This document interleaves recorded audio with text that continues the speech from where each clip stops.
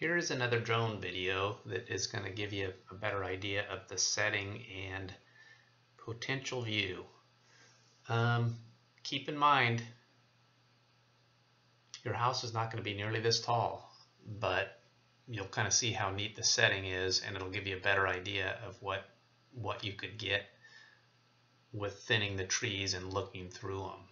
You won't have quite this angle, but those are the mountains you would see. Down lower there's going to be a little bit less water than that, but you still have a water view, a lake view. Pretty cool setting, really. You can see a neighbor's house. That's your closest neighbor with that green roof. You can kind of see in the trees over to the left.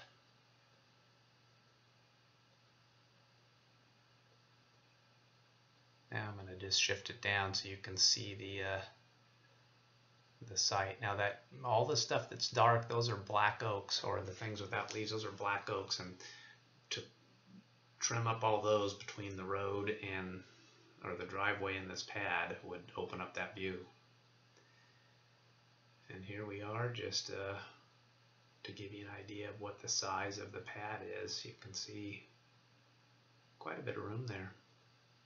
So that's it, short one.